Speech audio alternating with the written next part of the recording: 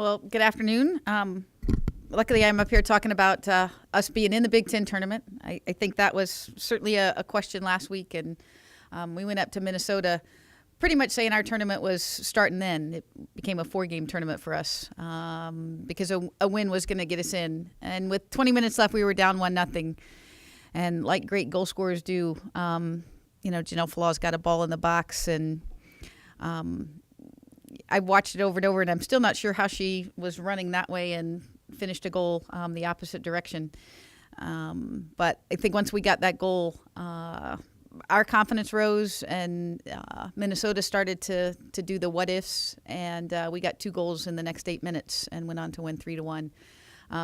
So for the next 4 or 5 days, we got to relax and wait and see who else was going to get into the tournament and who was going to get left out, because it really came down to the wire. I think Ohio State was the last team out in a crazy tiebreaker with Minnesota that's record of teams above you. Certainly not a place you want to be in. So it was a real fight to get in this tournament, probably better than it's been in any season in the Big Ten. There's a new Big Ten regular season champ for the first time in 15 years. It's not Penn State, it was Nebraska. So there's a lot of things in the Big Ten this year that I think are exciting. There's a lot of parity. There's everyone's talking about the number of Big Ten teams that might get in the NCAA tournament. So I've told everyone I've talked to, this community has a chance to come out and see some of the best female soccer players, not just in college soccer, but in this country. There's 3 world champions that will be playing this weekend from that U20 World Championship team. There are players who have been called up and played with our full national team. A lot of future national team players. There's going to be some of the best college soccer, best women's soccer in the country played here this weekend on Wednesday, Friday, and Sunday. So certainly if you want to see some future stars, this is the weekend to come out and see some of those future stars, and certainly some of them in a Illini uniform. Game times, I can't promise no rain on Wednesday, but if anybody has connections, I will do whatever it takes for you to influence those connections. Certainly the forecast is for quite a bit of rain on Wednesday. We had a conference call this morning and discussed all of our options, and how we might adjust to that. So hopefully just us doing that will mean it won't rain, because we've come up with about 15 contingency plans and probably already spent money on those plans. So hopefully that'll keep the rain away. But we're excited. We go in as the 5th seed, playing a 4-5 game with Indiana. Indiana was one of the first games we played without Vanessa and a couple of other players. So we're excited to kind of get another chance at them and to put our full team out there and play that first game. And that's what we're focused on right now, is that first game. And the same way we focused on the last 2 regular season games with Michigan State and Minnesota, just focus on that game. And a win in those games gets you to the next one. We've sort of been playing with that mentality for several weeks now. So going into this game, I think on Wednesday will be no different. Oh, happy to answer any questions. Well, in a worst-case rain scenario, what would the contingencies be? I think there's several. If it's rain and not lightning, so we can continue to play, but the field's not playable, we have the campus rec turf fields that we could potentially move games to, including even potentially playing games simultaneously if things got delayed, so things were going to be so late at night, we could play one on the game field and one on the campus rec turf fields. So certainly we have some options. The last option probably, especially for the players and coaches, would be to play Thursday, Friday, Sunday if we just couldn't get things done on Wednesday. That's certainly not the best for the athletes, the turnaround from Thursday to Friday. We did that decades ago when I first started coaching here, and there was a Big Ten tournament. We played Thursday, Friday, Sunday, and the number of players that got injured in that Sunday game and the fatigue you went into the NCAA tournament with is a little hefty. So that would probably be the last. Coaches on the call this morning, that was certainly our last option. Yeah, do you playing on a turf field bother you?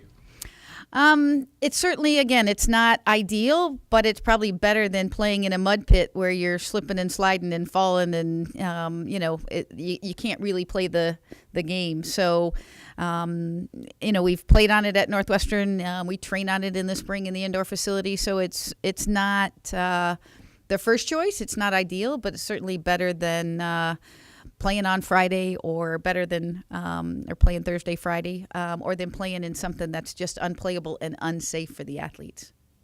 How healthy is DiBernardo right now? If I could put a percentage on it, 75, 80% maybe. And I'm guessing, certainly she had I think one of the best training days that she's had since the injury on Saturday, which is good. I think she's feeling a little better, having gotten some minutes under her belt against Michigan State and Minnesota. So, certainly getting there. I think we knew she wasn't going to come back on the field 100%.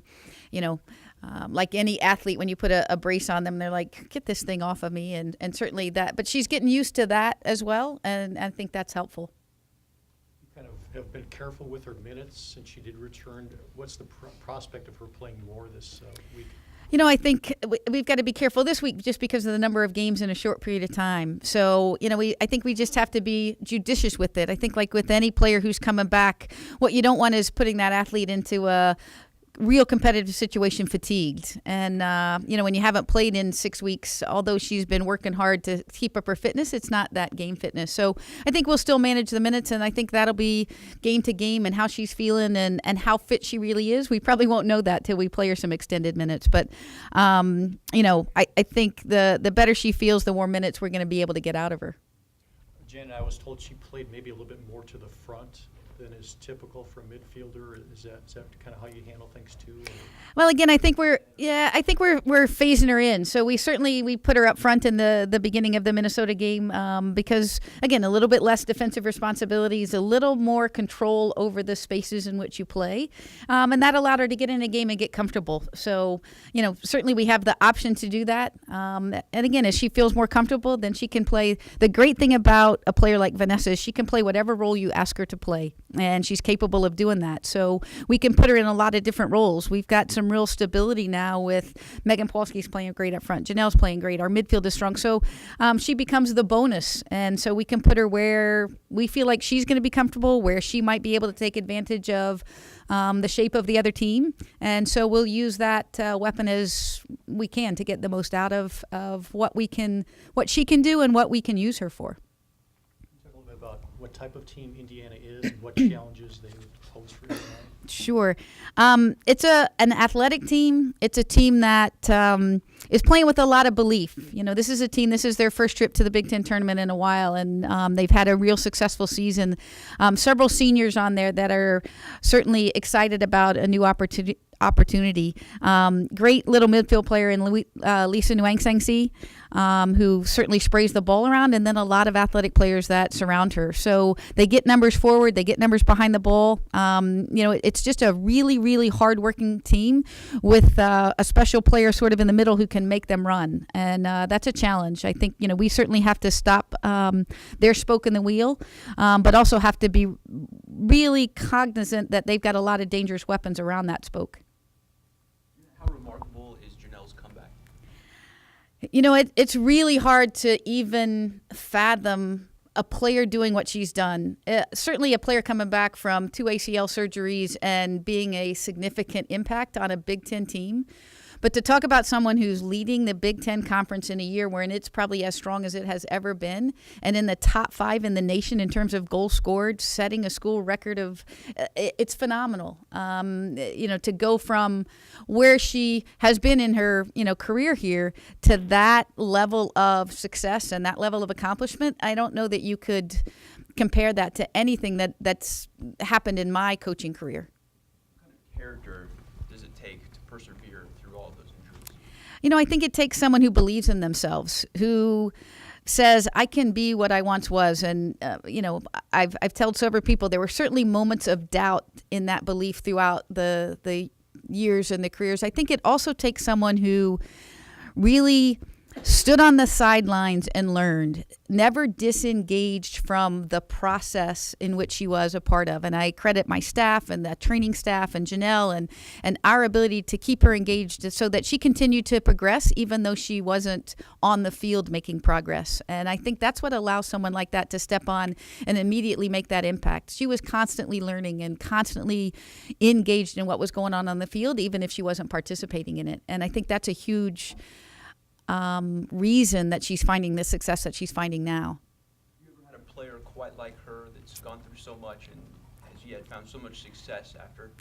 I'm not sure that I've coached a goal scorer like Janelle, period. When you think about, I knew Emily Brown, whose record she broke, and, we had her for a year injured when I first got here. But to have that kind of a pure goal scorer, that in and of itself is, sort of a coach's dream. To have that pure goal scorer be someone who's gone through that kind of injury, I think is even more phenomenal. When you look at some of the injuries you've had, particularly with Vanessa, and you look at how Janelle has responded in that void kind of, what's the impact she's had? I mean, are you here without her? Absolutely not. I think I can say that, and, without Janelle being able to do the things that she's done, certainly we have players who could step up to the plate. But to score 20 goals, that's, it would take a lot of different people. And the thing about our team is now they're focused on Janelle, so we get to move the ball and possess the ball, and it's taken some pressure off people having to fill Vanessa's role because now they're focused on Janelle instead of the person who took Vanessa's place. So, we're not here without Janelle Flaws in the way that Penn State's not here without Maya Hayes. There are players like that, and certainly, every member of this team has contributed, but that kind of goal scoring, I think, is something pretty special.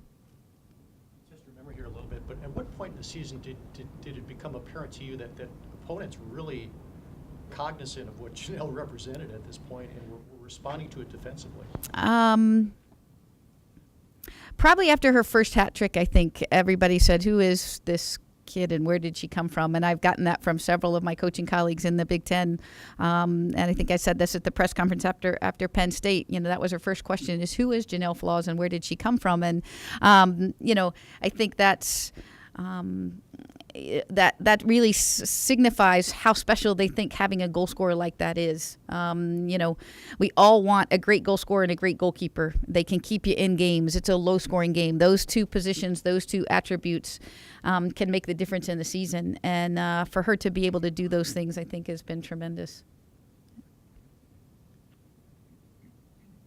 Anything else for Rayfield? Oh, great. Hope to see you guys all on Wednesday.